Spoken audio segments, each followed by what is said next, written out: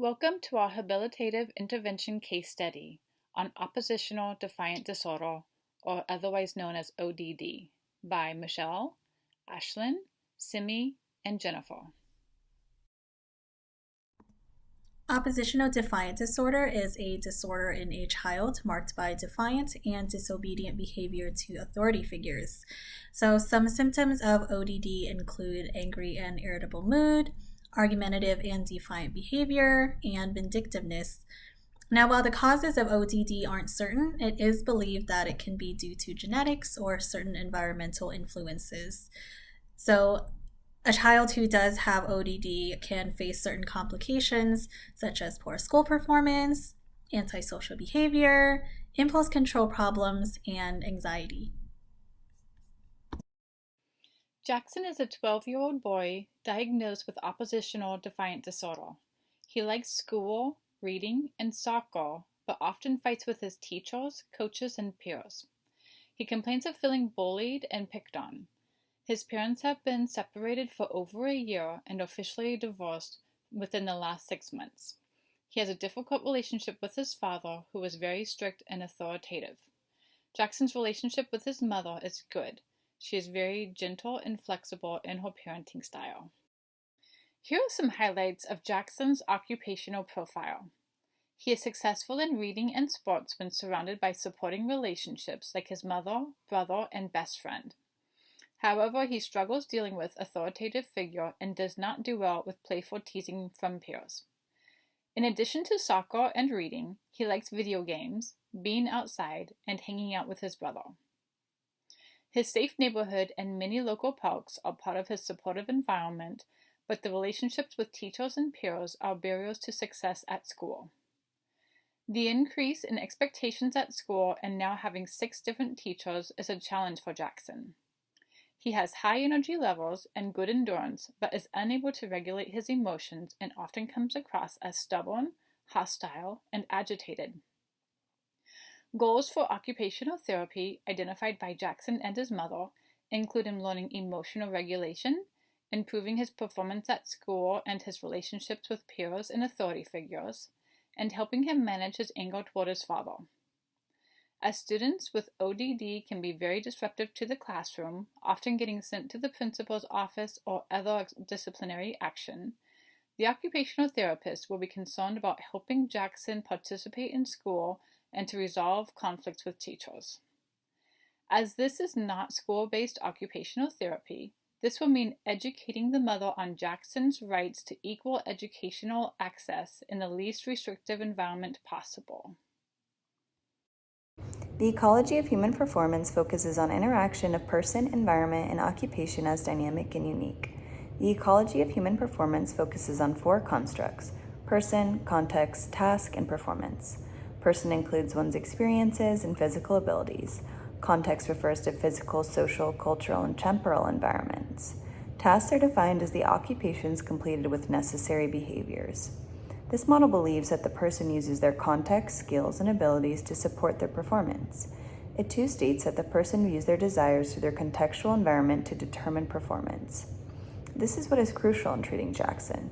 Jackson has a large range of occupational performance when he feels safe and comfortable with his environment. When he is with his mother, he isn't angry or combative and is successful in completing school tasks and chores. However, when he is uncomfortable with his environment, his occupational performance range decreases. He struggles with authority, as many children with ODD do. And environments of authority are where children with ODD have increased anger and therefore decreased success. Jackson specifically needs help in developing the skills and abilities to increase success from the school environment so he can complete his transition to middle school. He too had been experiencing decreased social performance in school and on the soccer field, struggling with bullying and aggression. To best treat Jackson, it is important to focus on how ODD is causing obstacles of performance and for us to develop skills within Jackson to channel his anger, complete his tasks, and increase occupational performance in any context. Based on what we know about Jackson, we decided to administer the Children's Inventory of Anger Assessment. It measures anger provocation and intensity from the child's perspective, so the population of this assessment is children and adolescents. There are 39 questions that ask within the subscales of frustration, physical aggression, peer relationships, and authority relationships. Each question is answered on a Likert scale. So, for example, the therapist would read the statement as a scenario, such as, your mom won't buy your favorite cereal. And the child would answer either 1, meaning I don't care, 2, meaning it bothers me, 3, meaning it makes me really mad, or 4, it makes me furious.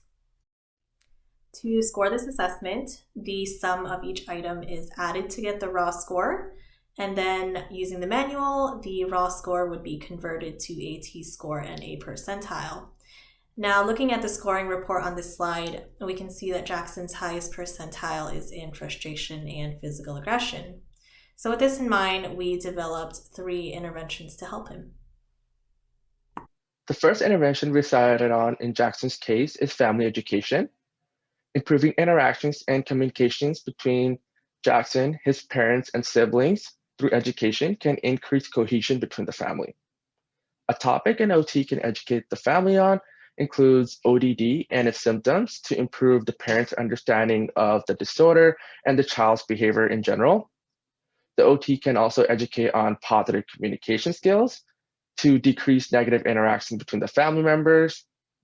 Education can also be provided on effective coping strategies, which can be helpful for all family members in stressful, argumentative interactions and situations.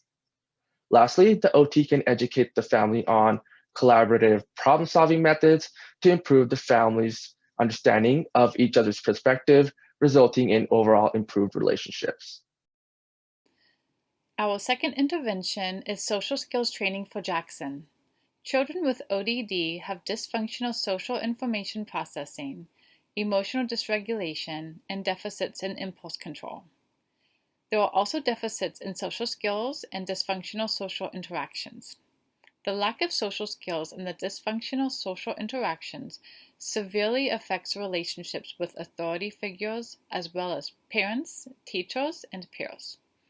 Using a cognitive behavioral intervention approach, social skills training can help Jackson establish skills necessary to develop reciprocal relationships and to comply with teachers or other adults in authority. Different areas of social skills training are social entry, maintaining interactions, and solving problems. Social entry develops understanding of body language and the skill of starting a conversation.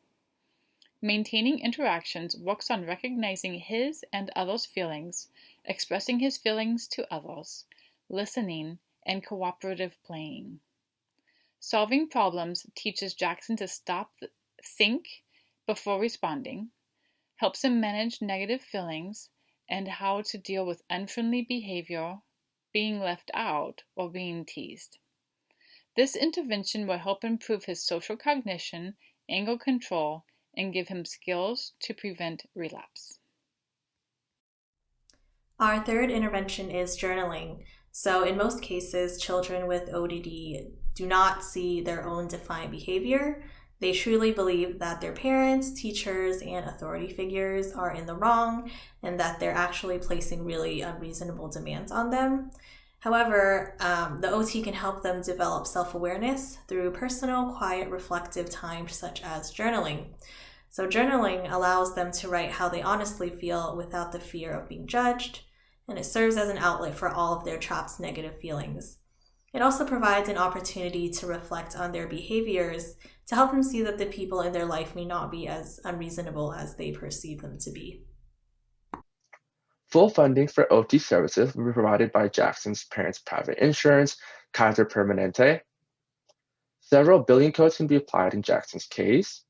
Some applicable billing codes include 97165 for low complexity and clinical decision making involved in Jackson's case, 96127 for administrating the children's inventory assessment of anger for measuring Jackson's emotional response, 96167 for the family educational intervention for Jackson and his family, and lastly, 97155 for the social skills intervention for Jackson.